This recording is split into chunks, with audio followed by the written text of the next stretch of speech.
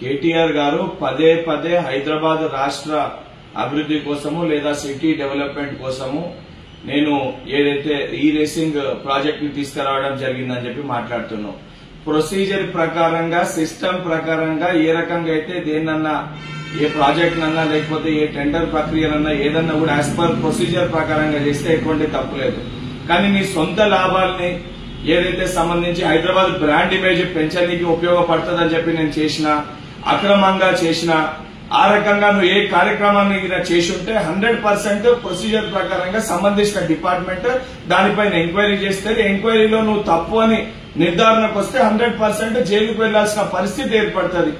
దానికి పదే పదే నేను జైలుకు వెళ్తే భయపడను, జైలుకు వెళ్ళినా నేను స్లిమ్ అయి వస్తా, జైలుకు వెళ్లిన తర్వాత యోగా చేసి నేను సీఎం అయితా అని చెప్పి మాట్లాడే నువ్వు మరి ఎంక్వైరీయే కాకముందు అసలు ఏమీ బయటపడక ముందు పదే పదే జైలుకు వెళ్తానే భయం ఎందుకు నీలో కనబడుతుంది అంటే స్పష్టంగా ఏదైతే హైదరాబాద్ బ్రాండ్ ఇమేజ్ పేరు పైన నీ కుటుంబ ఇమేజ్ పెంచుకోనికి ఏదైతే ఆర్థికంగా స్థిరపడనికి నువ్వు ఏదైతే తప్పుదోవలో అడ్డగోలుగా అడ్డదారిగా వివరించినవని నీ యొక్క మాటలతో నీ వైఖరితో చాలా స్పష్టంగా కనబడుతుంది.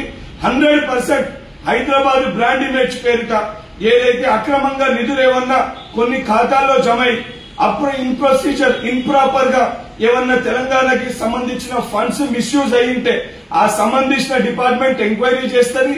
100% దాంట్లో దోషులుగా తేలిన వాళ్ళని కఠినంగా శిక్షించడం జరుగుతుంది.